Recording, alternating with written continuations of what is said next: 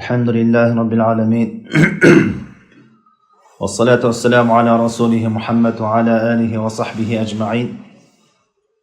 İnşallah Tevhid kitabından sabaq to'lantabız. Bugun inşallah 8-sabaq. Bu bölümde avtor aytib жатат: "Babun min ash-shirki lubsul halqati wal khayti wa nahwihima li raf'il balaya wa daf'ihi." Şirkin türlerinden deydi. Oşo temirden болгон bir тагынчактарды тагуу жана ошондой эле жиптен болгон тагынчактарды тагуу эмне себептен? Bir ziyanды кетириш үчүн же болбосо ziyanды түртүш үчүн дейт. Кетириш үчүн, түртүш үчүн деген айырмасы лираф'ил бала, ziyanды көтөрүш үчүн дейт. Бул bir оору зыян келгенден кийин, адамга келгенден кийин ошону кетирүү максат. Ау даф'ихи ошону коргонуу, келерден мурда сактаныш үчүн дейт. Ошол оору балелерден, кырсыктардан. Ошондой жиптерди, bir темир жездерден болгон тагынчактарды тагынуу, ошондой максатта тагынуу ширк дейт. Бул автор мурунку бөлүмдө айтты эле акырында. Эми мындан кийинки бөлүмдүн бардыгы тавхиддин тафсирлери деп. Тавхидди ла иляха илlalloh келмесин чечмелейбиз деп. Ушундан кийинки бөлүмдөр бүт ошо ла иляха илlalloh келмесин тавхиддин чечмелөө болот. Кандайча чечмелөө дегенде, тавхидди бузуучу каршылаштары менен чечмелөө болот. Тавхидди бузуучу ал чоң ширк болушу мүмкүн, кичинекей ширк болушу мүмкүн, же болбосо арам иштер болушу мүмкүн. Жана ошондой эле башында ширктин коркунучуну, ширктен сак болуу керек экенин жалпы айтып өткөн. Ширк деген коркунучтуу, ширктин коркунучтарын айтып өттү жалпысынан. Бирок кайсы нерсе ширк десе, жеке амалдарды эскерген жок. Бул ширк дегендей ширк деп. Бул бөлүмдөрдө, ушундай кийинки бөлүмдө, ар бир бөлүмдө ошо жеке амалдарды. Мындай кылсаң ширк болот, дегени кылсаң ширк болот деп эскерет. Ошондой эле бул бөлүмдө ошо тавхид эси, тавхидке амал кылдым деген, Аллахка сыйындым, жалгыз Аллахка сыйынам, Аллахтан башка эч кимге сыйынбайм деген адам ушул амалдарды кылса, эгерде ушул азыр эскериле турган амалдарды кылса, ал жанагы тавхидини бузган болуп эсептелет. Же түп табырынан бузат, же анын толуктоочу нерселерин бузат. Кичинекей ширк менен. Эми бизде азыр эң биринчи тавхидке чакырыш керек. Тавхид зарыл нерсе. Тавхидден башталат десек, кээ биркилер айтат да, биз мусулманбыз, жалгыз Кудайга эле сыйынабыз. Ал мушриктерди чакырылат тавхидке депчи. Ошолорго бул алым айтып атат. Ошол мусулманбыз деген, жалгыз Аллахка сыйынам деген кишилердин ичинде ушуга окшогон амалдарды, тавхидини бузуучу ширк амалдарды кылгандар көп деп ар бирини чечмелеп атат. Чынында эле ошондой. Биз мусулмандар азыр, мен мусулманмын, жалгыз Аллах жаратуучу деп айтам, жалгыз Аллахка сыйынам деп айтат аны. Аны баары тең эле жалпы сөз менен айта берет. Бирок иш жүзүнө келгенде ширктин көптөгөн түрлөрүнү билбеген абалда жасашат. Эми бул алым ошо бизге ширктин түрлөрүнүн ар бирине мону кылсаң ширк болот деп бизге түшүндүрүп берет. Ошол кичинекей ширктердин эң биринчи түрү бул эмне? Бул алым эки мисал келди. Темирден болгон жагында тагынчак, же болбосо жиптен болгон тагынчактарды bir балени кетириш үчүн же баледен сактаныш үчүн таккан болсоң, ошол кичинекей ширк болот деди. Бул ширктин түрлөрүнөн деди. Эми ошол темирден таккан же жиптен таккан эки нерсени эскерди да. Бул экөө мисал катары эле. Кимде ким ошондой ниетте bir балени кетириш үчүн, bir баледен коргонуш үчүн кандай гана нерсе такпасын, ал ошо кичинекей ширктин түрүнө түшкөн болот. Мисал үчүн, жаныбарлардын сөөктөрүнүн тагынып алуу, колуна жип байланып алуу, үйгө така тагуу, кыскасы кандай гана нерсени такпасын, машиналарына кандай жанагындай bir илген бирдекелерди илип алып, ошо кырсыктан сактайт деген эмеде тагып алса, ошонун бардыгы кирет. Жана ошондой эле бул алым айтты, тагынган болсо, ошону кийген болсо деп атат. Бул жерде кийүү гана максат эмес. Bir adam koluna cip takıp көзүмө оору чыкты, бир жара чыкты, ошо көзүмдөгү жара кетиш үчүн деп жип байлап алат, а. Ошондой кылган болсо бул ошого кирет. Бирок бир адам кийген жок да, бул алып тагынган болсо, кийген болсо да атат да. Тагынган жок. Жөн эле жипти алып туруп, чөнтөгүнө салып алып жүрөт. Чөнтөгүнө, колуна таккан жок, эч жерине таккан жок. Эмне себептен тагып атасың десең, ошол көзүмдөгү эмени кетирет деп атат. Демек бул дагы кирет. Демек тагынган, кийген деген сөзү максат эмес бул жерде.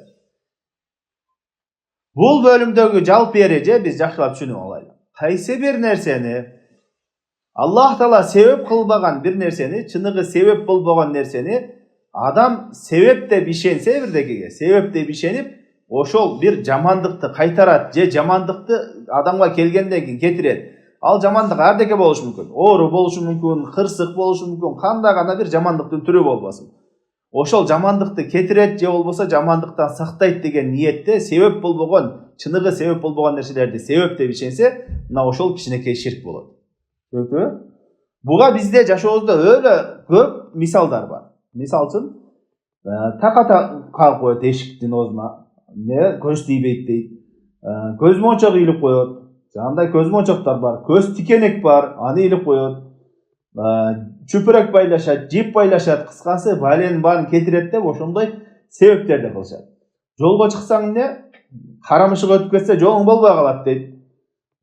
Же болбосо босогодо балдар турса, эшиктин кире берсе, босогодо турбай катынан жүксүз келет дейт. Ушул сыяктуу себеп болбогон нерселерди себеп кылуу да. Себеп кылып ишенүү. Жана ошондой эле шыпыргыны тургузуп койсоң, жакырчылыкты алып келет. Мусор чогултуп койсоң, жакырчылыкты алып келет. Тигиндей кылсаң, жакырчылыкты алып келет. Бычакты да тургузуп койсоң, дагы бирдеке болот деген. Ушул сыяктуу бүт себеп, чыныгы себеп болбогон нерселерди себеп кылып ишенсең, анын баардыгы кичинекей ширк болот. Ал эми кичинекей ширктер болсо, бул шариатта чоң күнөөлөрдөн дагы жаман. Арак ичүүдөн дагы, зына кылуудан дагы кичинекей ширктин күнөөсү чоңураак болот. Түшүндүңбү? Демек бул бөлүмдө биз кайсы бир нерсени, себеп болбогон нерсени себеп деп ишенсең, анда ошол кичинекей ширк болот. Буга адам баласы, адамдардын жашоосундагы баардык нерсени салыштырса болот. Дагы мисалдардан. Мисал үчүн, жаш балдар жаны төрөлгөндө витамин жетишпей эле чачы артына түшүп калат, чынбы? Көпчүлүгү чачы моундай жик түшүп калат да. Ошого эмне кылат? Кээ биркилер жолго жаткызып бир эмелер жасашат. Кээ биркилер жанагындай кемеге түшкөн киши ошол чачыны кыркыш керек дейт. Ошондо ошол жоголот дейт. Кээ биркилер ош жакта эмне Апшаратага барып, канчагарып ошол жерде эметип кылыш керек дейт. Ал уже чоң ширк, ошол жерден кесип келиш керек дейт. Кээ биркилер мисалы үчүн балалуу болбой жатса, жанагы Сулайман тоодогу сыйгалак ташка сыйгаланыш керек дейт. Ошондо балалуу болосуң дейт. Түшүнүктүбү? Буларды баардыгын эгер себеп катары колдонуп атса, анда ал кичинекей ширк болот. Эгерде чындап эле ушулар өздөрү түздөн түз таасир берет десе, анда ал чоң ширк болот. Түшүнүктүбү? Демек биз бул жерде айтып атабыз, себеп болбогон нерселерди себеп кылсаң кичинекей ширкке түшөсүң дегенби, биз бул жерде сөзсүз түрдө туура себеп кандай болот, туура эмес себеп кандай болот, ошонун эрежесин билишибиз керек. Шариатта себептер эки жол менен тастыкталат. Туура себептер. Шариатта туура себептер эки жол менен тастыкталат. Биринчиси шариат менен тастыкталат. Куран, сүннөт менен. Аллах Таала Куранда балды дары деди. Аллах Таала балды дары деди. Куранды шифа деди. Пайгамбар саллаллаху алейхи вассалам Куран менен дем салды. Куранды дагы эмне? Дары деп атат. Дем салып окусаң дары деп атат. Булардын баардыгы Замзам сууну берекелүү деп атат. Булардын баардыгы эмне? Шариат жагынан тастыкталган себептер. Бир адам балды ооруган болсо, дарылык үчүн ичип атса, аны себеп кылып атат ошол айыгуусуна. Бул тастыкталган себеп. Бул болот, уруксат берилген. Демек бул шариатта тастыкталган. Эң биринчи жагы шариаттан карашыбыз керек. Ушул шариатта барбы жокпу? Шариатта тастыкталган болсо болду, ал туура себеп болот. Экинчи нерсе, экинчи жолу себептин тастыкталуучу. Бул тажрыйба жагынан тастыктала турган. Тажрыйба жагынан. Мисал үчүн, башың ооруса, азыр кандай дарылар бар баш ооруга? Таблетка, парацетамол же ошо таблеткаларды ичсең, башың ооруганын айыгат дедик, а? Башың ооруса, ошо парацетамол болсун кандай бир врачтар берген бир таблетканы ичсең ошол айыгат деп атабыз. Ал каяктан келип чыгып атат бул себеп? Баштын оорусуна. Бул себеп ошо тажрыйбанын негизинде тастыкталып атат. Түшүнүктүбү? Тажрыйбан. Демек себептер эки жол менен. Биринчиси болсо шариаттан, экинчиси болсо туура тажрыйбанын негизинде. Дарылар ошо ооруга дары болгондой эле. Эми негиздүүрөөк маселе бул жерде жакшы түшүнүңүздөр. Экинчи жол тажрыйбанын негизинде деп айттык, Экинчи жол тажрыйбанын негизинде деп. Ушул тажрыйба туура болуш үчүн эки шарты бар. Туура болуш үчүн эки шарты бар. Биринчи шарты кандай? Биринчи шарты ошол себеп менен себеп кылынган нерсенин ортосунда түздөн түз байланышы бар болуш керек. Мисалы үчүн адам башы ооруп аткан болсо, парацетамолду ичти.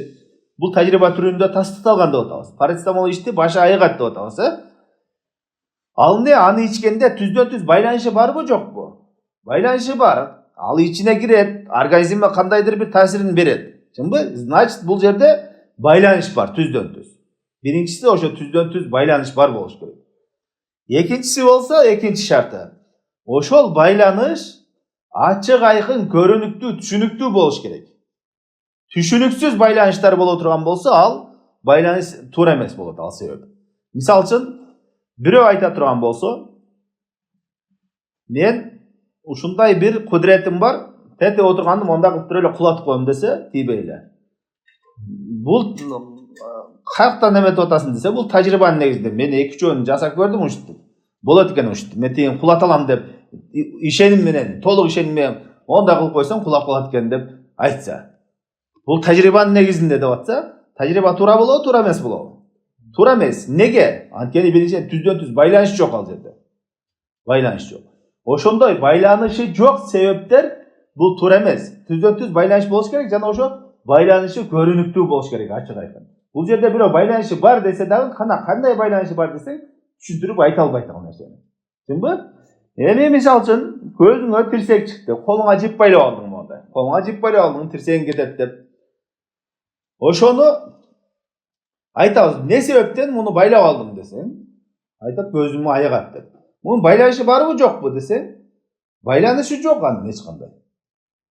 Жип менен, колуңдагы жип менен, жиптен бир пайдалуу заттар монтип тамырларыңан өтүп келип көзүңө жетпейт да ал. Эч кандай эмеси жок. Бир адам тажрыйбанын негизинде ушул пайдасы бар экен деп атса, айтабыз. Ал тажрыйба менен, себеп менен эмеси байланыш болуш керек ортосунда. Байланыш бар экен деп аткан болсо, кандай байланыш бар экен? Бизге түшүндүрүп бер деш керек. Ал түшүндүрө албай турган, ачыктай албай турган байланыш болсо, ал туура эмес болот. Түшүндүңбү? Мисалы үчүн азыркы күндө мына пульт колдонуу. Телевизордуку болсун, кондиционердики болсун, машинанын эшигин ачуу болсун. Бул жерде пульт менен ачканда түздөн түз байланышы жок эле ачып коюп атабыз. Түшүндүңбү? Бул сыйкыр болбобу? Неге болбойт? Бул жерде байланыш бар. Бул жерде байланыш бар. Эми ошол байланыш ачык айкын көрүнүктүү болуш керек деп атабыз, Ачык айкын көрүнүктүү болуш керек дегенде, бардык адамдарга көрүнүктүү болуш шарт эмес. Ошо такассус ээлери, ошонун профессия ээлери, ошону жасаган адамдар ачыктап аныктама бере алаган болсо, ошол жетиштүү. Эми пультту жасагандар билет, кандай байланыш бар, эмне байланыш бар, бир күч бар эмесинде, анын баарын билет, түшүндүрүп бере алат да. Адамга түшүндүрүп бере алат. Жанакы нерселердин байланыштарын түшүндүрө албайсың. Мисалы үчүн жолдо баратсаң, кара мышык өтүп кетти, жолуң болбой калат десең, анда биринчиден түздөн түз байланышы жок анын. Экинчиден байланышы бар десең дагы аны аныктай албайсың. Кантип аныктайсың? Түшүндүңбү? Ушул эрежени жакшы билсек, кимде-ким ушул эрежени жакшы билсе, биздин жашообузда болуп аткан бүт кичинекей ширктерди билет. Биринчиден кайталайбыз. Биринчиден себептер эки жол менен гана тастыкталат. Биринчи шарият менен тастыкталат. Аллах Таала балды дары дегендей, Куранды шифа дегендей, шариятта кандай келет? Замзам суусу берекелүү дегендей, шифа дегендей, кыскасы шариаттын тексттеринде кайсы бир нерсени бирдекеге себеп деп келген болсо, Пайгамбар саллаллаху алейхи ва саллям хадисинде дейт, кимде-ким өмүрү узун болуусун кааласа, ырыскысы кенең болсын қаласа, анда туған ургун менен карым катнашта болсун да. Туған ургун менен карым катнашта болгон бул ырыскынын кең болушуна, өмүрүңдүн узун болушуна себеп болот булар. Дуаны мисалы үчүн дуа кылуу себептерден, таңкымалда истигфар кылуу бул ырыскынын кең болуу себептеринен, шариятта келген тексттер кандай бирдекени себеп кылып тастаган болсо, ошолордун бардыгы анын байланышы каралбай туруп эле ишенебиз аларга. Тасталат. Экинчи жолу эмне? Тажрыйба менен. Тажрыйба түрүндөгү туура болуш үчүн эки шарты керек. Биринчиси эмне? Түздөн түз байланышы болуш керек. Экинчиси болсо, ошо байланыш ачык айкын көрүнүктүү болуш керек, белгилүү болуш керек. Эгерде ушуну биле турган болсок, ширктин бардыгын, кичинекей ширктин бардыгын жакшы билебиз. Эгерде бул эрежелерди билбесе, илим талап кылуучу эрежелерди үйрөнбөсө, анда жеке амалдарды сурап жүрө берет. Така каксам эмне болот? Көз мончок таксам эмне болот? Көз тикенек таксам эмне болот? Тигине кылсам эмне болот деп ар бир амалды жеке далил издеп жүрө берет ал нерсеге. Түшүнүктүбү? Эреже катары биле турган болсоң, ошонун бардыгын ушуга салыштырасың. Эми буга ушул нерселер кичинекей ширк болот экендигине кандай далилдер бар десе, буга ушу азыр төмөнкү окулуучу бул бөлүмдө келген далил болот. Аллах Таала Куранда айтты, биринчи далил. Зумар сүрөсүнүн 38-ci аятында: "Кул афараайтум ма тад'уна мин дуниллахи ин арадани Аллах бидуррин хал хунна кашифату дуррих." Айткын дейт, пайгамбарыбызга айтып атат. О Мухаммад, айткын, силер Аллахтан башка сыйынып жаткан нерсеңер, эгерде Аллах Таала мага бир зыян кааласа, бир зыян жетүүсүн кааласа, оору болсун, бале кырсык кандай болсун, алар ошону менден кетире алабы дейт. Алар эмне? Менден ошону кетире алабы Аллахтан башка сыйынган нерсеңер? Бул бардык Аллахтан башка сыйынылган нерселердин алсыздыгына далил болот. Ал периште болсун, пайгамбар болсун, олия болсун, ким болсо дагы Аллахтан башка сыйынылган бардыгы, эгерде Аллах Таала кайсы бир пендеге зыян жетүүсүн каалаган болсо, ал эч кандай ал зыянды көтөрө албайт. Эгерде Аллах Таала бирөөгө жакшылык каалаган болсо, ал жакшылыкты эч ким тоса албайт. Ошон үчүн пайгамбарыбыз саллаллаху алейхи вассалам хадисте айткан: эгерде жер асмандан бардыгы чогулуп, үммөттүн кыяматка чейинки үммөттүн баары чогулуп, сага бир пайда беребиз десе, ал сага эч кандай пайда бере албайт. Бир гана Аллах Таала тагдырыңа жазган чекте гана пайда келет дейт. Эгерде ошол бүткүл үммөт чогулуп, сага бир зыян беребиз десе, эч кандай зыян бере алышпайт. Сага Аллах Таала тагдырыңа жазган гана зыян жетет деп. Түшүнүктүбү? Демек, пайда зыян берүүчү жалгыз Аллах Таала. Пайда зыянды эч ким Аллах Таала каалабаса, Аллах Таала тагдырыңа жазбаса, эч ким сага пайда дагы, зыян дагы бере албайт. Демек, бул жерде, бул аятта дагы чоң пайдалардан Аллахтан башкага эч кимге байланбаш керек. Пайда зыяныңды талап кылып дуа кылууда. Мисалы үчүн, олиялардын мүрзөлөрүнө барып, ыйык жерлерге, Апшырата, Сулаймантоо, Арсланбаб, Таштарата, кандай жер болбосун, ыйык жерлерге барып, ошол арбактардан сурасаң, ошол арбактардын бардыгы тең сага эч кандай пайда да бере албайт, зыян да бере албайт. Адам баласы, көпчүлүк адам муну соочулук, жыргалчылыгында бул сөздөрдү айтсаң, ооба туура деп кабыл кылат. Жакшы жүргөн учурунда жалгыз Аллахтан сураш керек. Аллах гана пайда берет, Аллах гана зыян берет десең, туура эле нерсе, бул нерседе эч каршылык жок деп айтат. Бирок эмне башына түйшүк түшкөндө, ушуга окшогон нерселер унутулуп кетет. Башына бирөө катуураак ооруп аткан болсо, сен тетиги жерге барсаң, ошол олиянын эмесинде паланчы мындай кылган экен, тиги кан чыгарыптыр, ана мындай кылып келиптир, ошол менен айыгып кетиптир десе, ошо айыгып кетейин деп ошого бара берет. Аллах Таала унутуп калат. Бирөөсү кичине 3-4 жыл эле балалуу болбой кечигип баштаса, эмне балалуу болом десең, ушундай арды кылсаң, ошондо балалуу болосуң деп айтат. Ушул сыяктуу нерселерге эмне чуркап барышат. Аллах Тааланы унутуп коюшат. Бул аяттын аягында айтат: уландысында ау арадияни бирахматин хал хунна мунсикат рахмати. Эгерде Аллах Таала бир мага райымдуулук кааласа, мага бир жакшылыгын кааласа, ошо силер Аллахтан башка сыйынып аткан нерсеңер Аллахтын жакшылыгын тоса алабы дейт. Эч кандай тоса албайт алар дейт. Демек Аллах Таала бул аятта Аллахтан башка сыйынылган, Аллахтан башка суралган нерселердин бардыгыны алсыздыгыны баяндап атат. Айтат: "Кул хасбияллаху алейхи ятаваккалул мутаваккилун." Айтканың дейт, мага Аллах Таала жетишиктүү, Аллах гана жетишиктүү. Ошол кажеттеримди, муктаждыгымды, кыйналганымда, башыма балия түшкөндө Аллахка гана жалбарамын деген майында. Аллахка гана таваккал кылам. Мага Аллах жетишиктүү. Алейхи ятаваккалул мутаваккилун. Мына чыныгы таваккал кылуучулар ошо Аллахка гана таваккал кылат дейт.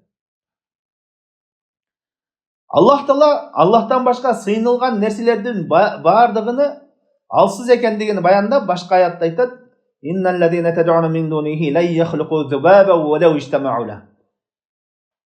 Силер Аллахтан башка сыйынып жаткан нерселериңер дейт. Алар баары чогулушса дагы бир чымынды жаратууга дагы алсыз дейт. Бир чымын жарата албайт. Азыр дүйнөдөгү мен деген акылдуу профессордун баары жыйылса дагы бир чымын жасай албайт. Чымынга жан сала албайт. Түшүндүңбү? Ва яслубу зубаб ла ястанхизу мин. Эгерде чымын алардын бир таманан бирдекени алып кетсе дагы ошондон да өздөрүн сактап ала албайт дейт. Түшүндүңбү? Дафа талибу вал матлуб. Алар эмне? Ошолорго дуа кылып аткандагы, дуа сыйынылганда сыйынуучу дагы алсыз болду дейт. Ма кадараллаху хакка кадрих. Аллахтын чыныгы баркы менен бакташкан жок алар деп. Демек ушундай Аллахтан башкага сыйынгандардын бардыгы ушундай алсыз. Бул жерде айтып өттүк, себеп болбогон нерселердин кайсы бирөөсүнө себеп деп этикат кыла турган болсо, ошол кичинекей ширк болот дедик. Качан кичинекей ширк болот? Эгерде ошону себеп катары ишенсе. А эгерде ошону түздөн түз өзү пайда зыян берет деп ишенсе, анда чоң ширк болот. Түшүндүңбү? Эгерде Олияга барып кан чыгарып бармасаң, ошол сага бала берет деп атсаң, анда эмне ал?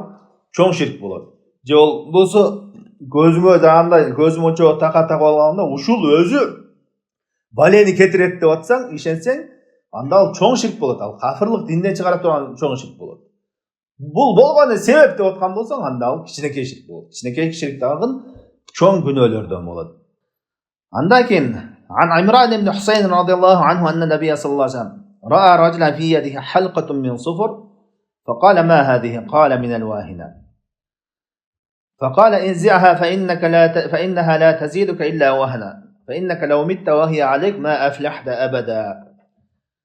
عمران بن حسين деген сахаба риваят кылып атат. Пайгамбарыбыз саллаллаху алейхи вассалам бир кишинин колунда ушундай жез темирден тагынган бир эмесин көрдү. Анан сурады андан. Бул эмне деп сураганда, таң калып сурады: "Неге муну тагып алдың?" деп. Ал жооп берди: "Бул ушул вахина деген оорудан" дейт. Вахина деген алымдар айтат, адамдын ошо далында, мүчөсүндө, колунда алсыздык пайда болуп оору дейт да, оорунун бир түрү. Ошондо Пайгамбарыбыз айтты: "Инзиаха", аны жулуп, мондай жөн эле чеч деген жок. Жулуп ыргыт деди. Фаиннаха ла тазидука илля вахна. Чынында алсаңа эмне? Алсыздыгыңа алсыздык гана кошот деди. Эгерде сен ушу менен өлүп калган болсоң, ушу бойдон ушуну тагынып жүрүп өлүп калган болсоң, ма флахта абада, эч качан ийгиликке жетишпейсиң деди. Түшүндүңбү? Бул Имам Ахмадда риваят кылган бисанадин ла бааса бихи дейт. Санады, сепушкасы жакшы эле дейт, сахих деңгээлде дегендей мааниде айтып атат. Бул хадис дагы ошо жанагындай себеп болбогон нерселерди себеп болса кичинекей ширк деп эдикпи? Анын далили ушул хадистер, аяттар. Бул хадисте келатат, ошол тагынган, ал дагы ошо ооруну кетирет деп тагынды эле. Ошону Пайгамбарыбыз саллаллаху алейхи вассалам эч качан ийгиликке жетишпейсиң деп айтып атат. Эми бул жерде бир маселе. Пайгамбарыбыз саллаллаху алейхи вассалам айтты: "Бул нерсе сага алсыздык гана кошот" деди. Ал пайда бере албай турган нерсе, пайда бере албай турган. Айтпадыкпы жана тагынчак нерселер эч кандай пайда бербейт, себеп болбойт деп. Кантип алсыздык кошуп атат? Кантип таасир болуп атат? Алсыз болуусуна кантип себеп болуп атат дегенде алымдар айтат: бул биринчиден эки жооп. Биринчиден Аллах Таала күнөөкөр адамды, Аллах Таала тыйган нерсесине барган адамды ниетине тескери мамиле жасайт дейт. Мисалы үчүн, ушу менен айыгып кетем деп атабы, Аллах Таалага жаза иретинде анын оорусун күчөйтүп коет дейт. Түшүнүктүбү? Экинчиси болсо, адамдын психологически мындай эмеси менен ооруйт ал. Мисалы үчүн, ошо жипти тагынды, бирдекени тагынды, ошо оорудан айыгам деп тагынып атат да. Аны тагынгандан кийин айыкпай жүрө берсе, өзүнчө ал психологически алсырап, тескерисинче ооруйт. Оорусу көп болуп жүрө бергенде. Ошон үчүн айтып атат, бул жерде эч качан ал сага пайда бербейт дейт. Андан кийин Уқба ибн Амир деген сахаба риваят кылат. Пайгамбарыбыз саллаллаху алейхи вассалам айтты: "Мен тааллака тамиматан фала атаммаллаху ла, ва мен тааллака вадa'atan фала вадa'аллаху ла." Кимде-ким тумар тагынган болсо, Аллах Таала анын ишин толуктабасын. Мындайча айтканда, ага жакшылык бербесин. Ошо тумардан максатын аткарбасын деген дуа кылып атат Пайгамбар саллаллаху алейхи вассалам. Кимде-ким вада'a таккан болсо, вада'a деген бул жанагы деңизден алынуучу таштын бир түрлөрүнөн. Аны дагы илгери жахилияттан ошо баледен сактайт деп тагышкан. Азыр бизде андай көп. Карышкырдын тырмагын тагат, дагы бир жаныбардын бирдекесин тагат, бүркүттүн тырмагын тагат. Ошого окшогон тырмак таштарды кандай гана ыйык таш болбосун, кандай гана баалуу таш болбосун, ошолордун баардыгын ошо зыян кетирет, пайда алып келет же зыяндан сактайт деген максаттарда таккан болсо, ошонун баардыгы эмне болот? Ал кичинекей ширк болот. Пайгамбарыбыз дуа кылып атат. Кимде-ким тумар таккан болсо, тумар, тамима деп тумарды айтат. Аллах Таала анын ишини бүтүрбөсүн, толуктабасын. Ошо тумарды эмне үчүн тагып атат? Ал ошо зыянды тосот, же болбосо зыян келген болсо зыянды кетирет деп тагып атат да, ошол нерсесин ишке ашырбасын деп атат. Дуа кылып атат. Тумар тагылгандын баардыгын иш ашпайт деп атат. Ошондой эле тумардан башка нерселерди дагы таккан болсо, кайсы максатта таккан болсо, Аллах Таала анын ага жакшылык бербесин, иштерине жеңилдик бербесин деп Пайгамбар саллаллаху алейхи вассалам дуа кылып атат. Ва фи риваятин, башка бир риваятта, "Мен тааллака тамиматан факад ашрак." Кимде-ким тумар таккан болсо, ал чынында ширк кылыптыр дейт. Түшүнүктүбү? Тумар таккан болсо. Бул жерде тумарга гана тиешелүү эмес, жана айтып өткөндөй баардык ошол себеп болбогон нерселерди себеп кылган болсоң, анда ошол кичинекей ширкке далалат болот. Ошол хадистерде ачык айкын келип атат. Факад ашрак, чынында ширк кылыптыр деп. Тумар ушундай тагынган нерселердин баары ширк кылыптыр деп. Азыр биз айтабызса, көчөдөн өтүп баратсаң, мышык өтүп кетсе, жолуң болбой калат десе, бул ширк десек, айтышы мүмкүн бирөө, кана буга далил деп. Пайгамбар саллаллаху алейхи вассалам ушинтип айтты эле. Көчөдөн өтүп баратсаң, мышык өтүп кетсе, кара мышык, жолуң болбой калат десең, анда ширк болот деп айттыбы десе, жок, ал нерсени айткан жок Пайгамбар саллаллаху алейхи вассалам. Бирок Пайгамбар саллаллаху алейхи вассалам бизге жалпы эреже болду. Жарпы эреже берди. Бул хадистердин баарын карасак, эмне себеп болбогон нерселерди себеп кылганда ширк болуп атат. Шариатта бир сөз менен айтканда, ошону илля деп коет. Ошо эмне себептен айтып атат? Пайгамбарыбыз эмне себептен айтып атат? Илласы эмне десең, илля деген себеби. Себеби ошол себеп болбогон нерселерди ширк кылып атат. Демек, ошого окшогонун баардыгы ушул өкүмдү алат. Шариаттын эрежесинде ушундай. Пайгамбар саллаллаху алейхи вассалам бизге ар бир нерсени айтып кетпейт, ар бирге мисал бербейт шариатта. Жалпы эреже берет, ошол себеби окшош болгон болсо, баары тең ошонун өкүмүн ала берет. Түшүнүктүбү? Андан кийинки далил, Уали ибн Аби Хатим ан Хузайфа радhiyallahu anhu. Ибн Аби Хатим риваят кылат, Хузайфа радhiyallahu anhuдан, аннаху ра'a раджулан фи ядихи хайтун минал хумма фақат'аху ва тала қаулаху. Ва ма ю'мину аксаруhum billahi illa hum mushrikun. Хузайфа деген сахаба бир кишини көрүп калды. Колунда жип байлап алган эле дейт. Хумма деп ошол жанагындай бирдеге чагып алган, ошондой эмелер да, уулуу нерселер чагып алган болсо, ошондой оорулар. Ошондон коргонуу үчүн жип байлап алганын көрдү дейт. Хузайфа радhiyallahu anhu аны жулуп салды дагы кишинин колунан жулуп салып туруп, ушул аятты окуду. Ва ма ю'мину аксаруhum billahi illa wa hum mushrikun. Кандай алардын көпчүлүгү эмне? Аллах Таалага иман келтирет, кандай абалда? Аллах Таалага ширк кылган абалда иман келтиришет. Бул аяттын тафсиринде алымдар эки ой айтышат. Биринчиси болсо, бул мушриктерге тиешелүү. Пайгамбардын доорунда кафырлар Аллах Таалага рубубиятында ишенишет. Аллах Таала жаратты, Аллах Таала рызкы берди, Аллах Таала аламдарды башкаруучу деп ишенишет. Бирок сыйынганда Аллах Таалага ширк кылышат дейт. Ошолордун иманы ушундай. Аллах Таалага иман келтирип атабыз дейт, бирок ошол эле учурда ширк кылышат. Экинчи майысы болсо мусулмандарга тиешелүү. Мусулмандар кандай? Ушундай Аллах Таалага рубубият улухиятында иман келтирет, бирок ушу кичинекей ширктерди кылып коюшат. Кичинекей ширктерди ушундай түшүп калган үчүн алар иман келтирген абалда дагы ширк кылып коет. Ошон үчүн ширкти билүү ушунчалык негиздүү. Бул ар бир амалды үйрөнүш керек.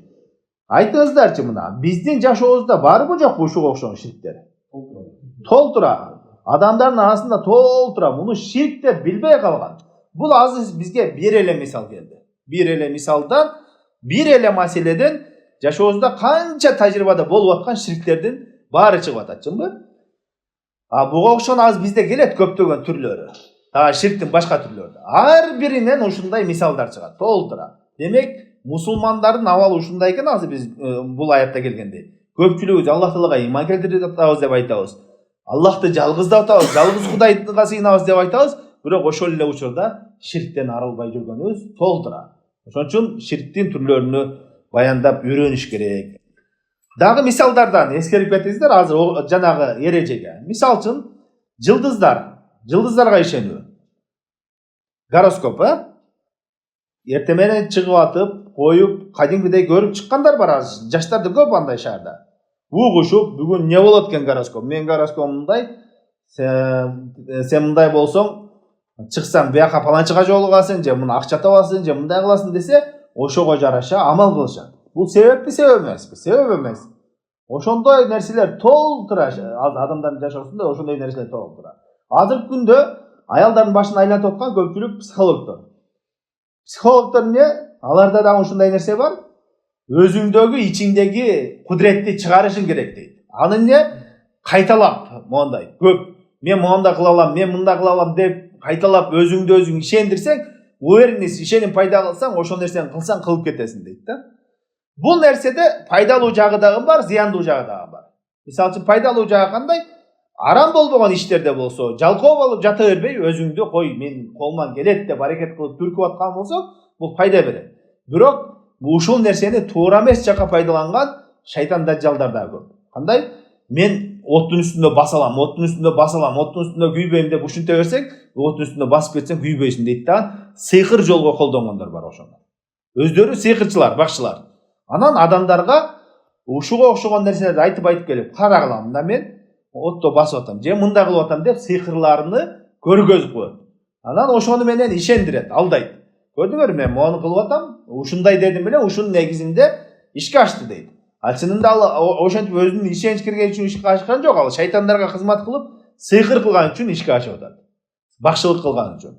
Түшүнүктүбү? Ушуга окшогон нерселерден сак болуш керек. Аллах Таала баарыбызды ширктин кичинекейинен дагы чоңунан дагы ары кылган болсун. Саллаллаху алейхи ва саллям ала хайрил халқи Мухаммад ва аля алихи ва сахбихи ажмаин.